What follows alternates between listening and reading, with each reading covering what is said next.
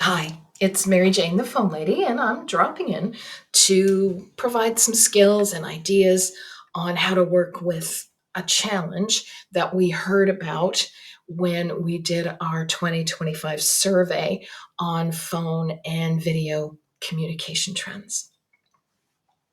The challenge I want to focus on in this video is following up.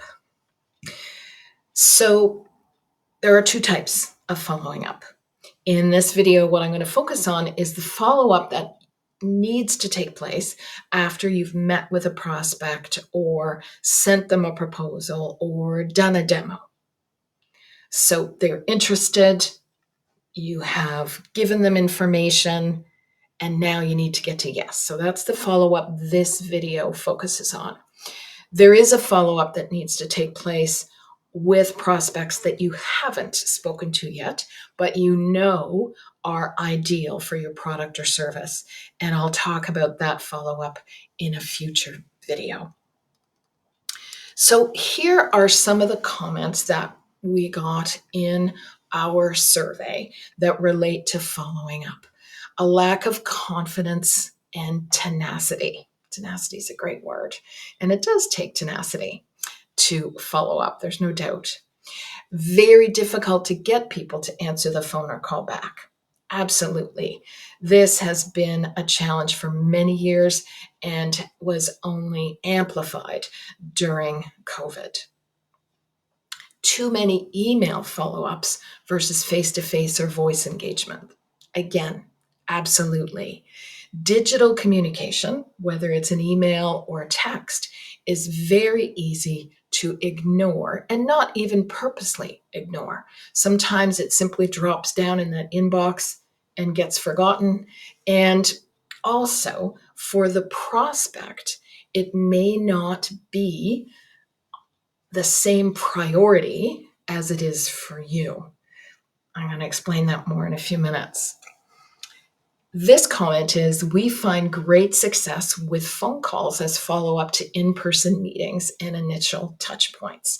And of course, as the phone lady, I'm going to agree with that. And in the process I'm going to share with you, you'll see that it's important to do both phone and email. And if your process includes text, that would be in there as well. What do current statistics tell us about the importance of follow-up? Well, first of all, approximately 48% of salespeople never follow up. And what I tell the teams that I work with is, this is actually good news, because when you follow up, you've already left behind 48% of your competition, right? That's incredible. And then the other statistic is that 44% of salespeople only follow up once. So again, some good news. When you use a follow-up process, each time you follow up, you have less and less competition. That's amazing. Very few sales are made after only one contact. So if your salespeople are getting stuck thinking that one contact is enough, you are leaving money on the table. Current stats say 80% of sales take place sometime between 5 and 12 contacts. And that word contacts is important. The contact doesn't have to be the conversation, right? It's a contact. In other words, 5 to 12 phone messages, emails, perhaps texts. They don't have to be answered. It's a contact that you're looking for between 5 and 12 that allow that prospect to know you haven't forgotten them. You're thinking about them. You want to hear what they think. Okay? All right. The bottom line is, all of us have to change how we think about following up. First of all, there's this confusion about being persistent and being a pest. And I'm going to dig into that on the next slide. They're very different things, persistence and pestering. We want to acknowledge that actions speak louder than words. We know this in our personal life, that when someone does something for us, that speaks louder to us than when they say, oh yeah, I've been thinking about you, right? It is about taking action on behalf of our desire to work with this prospect. And our actions say that we're trustworthy, that we keep our word, that we believe in the value of what we're offering, and that we're truly interested in this prospect, this client, this customer. The reason that we don't follow up is that we take the silence personally. Our ego gets in the way. We feel like the silence is rejecting us. Well, it isn't even a rejection. Silence is not no. Not responding is not no. The prospect has different priorities, right? They go back to the office after they've met with you, or they go to a meeting after they read your proposal, after they attend your demo, and there are a zillion other things that show up on their to-do list. It does not mean when they don't respond that they don't want to work with you. You've got to get your ego out of the way. Tell that voice in your head that keeps saying, it's a no, it's a no, it's a no. They don't want to work with you. Tell that voice to shut up. Put your ego aside and really focus on this prospect and doing the best you can to make sure that this service, this product they've expressed interest in, that they can actually participate with them. So let's look at this difference between pest and persistence. So these words both come to us historically about the same time, and they both come from Middle French, but they mean very different things. So a pest is a plague. A pest is COVID. It's ants in your kitchen or a chipmunk in your house. That is a pest. But persistence means lasting, enduring, and permanent. And I think you could substitute responsible, accountable, and reliable. So I want you to think about the people in your life and ask your team to think about the people in their life that they count on to be persistent. In my world, number one is my car mechanic. I know nothing about cars. I don't want to know anything about cars. And when I take my car to my car mechanic, I want them to look at everything. And when I drive that car off the lot away from the garage, I want to be absolutely sure that they've been persistent in looking at every possible thing on that car that could go wrong. I'm trusting to do that. I have that same relationship with a plumber. I have that same relationship with a carpenter. I have that same relationship with my dentist. The persistence is a professional characteristic. It's got nothing to do with being a pest. So we want to embrace a follow-up process because we want to illustrate that we are always going to be persistent on behalf of this potential client. Couple of stories to share with you here.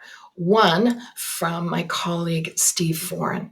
Many, many years ago, Steve took an evening workshop from me, and I talked about follow-up. And he had sent a proposal to a potential client and followed up a few times and then decided it was no. And after my workshop, the next day, he picked up the phone and he called that potential client, and they said yes. So he's been very kind here in his testimonial, saying that he got a return on his investment of that evening course of 5,000%.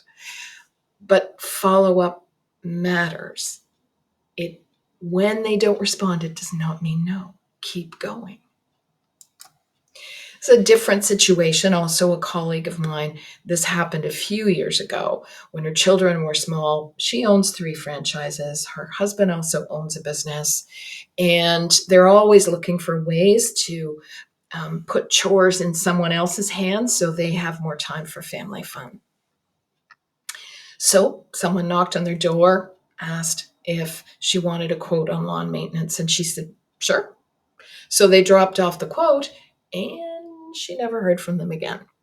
And when she told me this story, she said, if somebody wants my money, they better follow up. It's not up to me to chase them when they want my money. So true.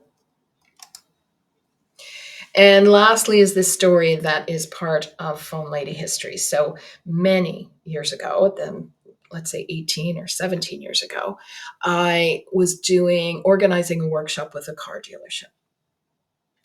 And the sales manager wanted to meet with me ahead of time to talk about the content and how we were going to structure it. So I went in, I sat across the desk, and they said to me, do you know why you're here? And I said, well, I'm here to talk about the workshop and how we're going to structure it. And they said, no, you're here because you called me 6 times. Lots of people call me 2 or 3 times and then stop. They're never going to get my business. I've never forgotten that. This is another very early business lesson for me. I became an entrepreneur in 1987. And so somewhere in the late 80s, very early 90s, this stuck. I've never forgotten it. I built my business by making a promise and keeping it. When we make a promise, it can be very small. I'll get that to you by end of business today. And we do. Every time we make a promise and keep it, we're building trust and loyalty. So in order to create a great follow-up system, you want to make a promise to that prospect that you're going to follow up. And then you want to keep that promise. So what is it that you can say? Well, here's some samples. Thanks, Tracy, for speaking with me and for your interest in our company. The next best step is for us to book your demo, create your proposal, organize a site visit, and we want to get this done as soon as possible. I know you're busy, so I'll follow up with you on Monday as a reminder. You can count on me to make sure we get this done for you. Or let's make this happen. I'll prepare a schedule of deadlines for us and follow up to make sure we get this done for you. So commit to the follow-up. Always commit to the follow-up and then do the follow-up. Make the promise, keep the promise. Now, let's say that there is silence for an extended period of time on a proposal, a demo, a meeting. I've learned that if I ask this question, not either, but in a voicemail and in an email, 95% of the time I get an answer. And it's 2 questions actually, and they are, where does my proposal fit in with your current priorities? When should we speak again? So 95% of the time, the prospect answers this question. And it's usually something like, your proposal is still of interest to us, but we've lost 2 team members, so now we're in hiring mode. We want to revisit this with you in the fall. Great. So now I can schedule my follow-up for September, and I'm not continually following up between now and then, for example. So much can happen to a prospect after they meet with us. I've had prospects go back to the office, discover they're in a merger acquisition situation, something they can't talk about till it's over. So they just don't reply to me because they don't have anything to say. Often people don't get back to us, not because they've lost interest, but they really have nothing to say. So they might even sit with our email or our voicemail and say, well, if I get back to her, what am I telling her? I can't say anything. Right. Don't give up. Think about the situation the prospect is in rather than think about your own reluctance or fear around the word no. So now I want to share with you my follow-up process. You can view it as a case study. This slide deck is going to be available to you as a PDF download, so you can share it with your team included in your coaching tools. So step one, I do phone and leave a voicemail. And so it's Mary Jane calling on such and such a day at such and such a time. What questions have come up about my proposal? When shall we speak again? You can reach me today till 3 p.m. Leave my number twice. If we don't connect today, that's fine. I'll follow up with you again next week. I'm also going to take the liberty of sending you an email, so look for me in your inbox. Okay. So I don't leave a message that says, "Hi, it's Mary Jane. I'm following up on my proposal. I hope to hear from you soon." No, I ask two very direct, open-ended questions. I don't want to sound apologetic. I don't want to sound needy. It's all about being professional. I let them know when they can reach me, and then I tell them, I make the next promise of following up that I'm going to keep. And then I also direct them to the email. So it's going to be two contacts here. For me, it's the voicemail, because so much of the time I reach voicemail, and the email. That's the two contacts I'm going to do each time I'm following up. So this is an actual client follow-up situation, but I've removed all the names. And for each, I'm giving you all these emails because I want you to have the wording. I want you to have the language that I use. The subject line is always the same, because once I leave a voicemail, I leave an email immediately. This is really important because over the years, I've tested many things in terms of following up. And I used to leave the voicemail, and then at the end of the day, when my energy was flagging, I would send the emails. But I didn't get the same results as when I left the voicemail and sent the email right away. There's an urgency that you create when you do them one right after the other, and the results are much better in terms of people getting back to you. If your process also includes texts, then you would want to do voicemail, email, and text one right after the other. The subject line is always "my voicemail earlier today." That is seen by most spam filters as an ongoing conversation and stands a greater chance of actually getting in an inbox. Now, in this case, this client, I had met with them again and reviewed the proposal, and then I had sent the proposal to them. And now I am following up to see what the next steps are for them. And they were incredibly enthusiastic. Okay, that's important, although maybe not that important, because I'm going to follow up regardless if they meet with me, right? So that first email is the contact thanking me for sending the copy of the proposal we'd reviewed together. And then I start following up. So September 17th, October 8th, October 9th, the contact replies and says, "I'm going to book something with you soon so we can reconnect. Thanks for the periodic reminders." Now, the other important thing here is that in each of these emails, there is a link to my calendar for a 15-minute meeting.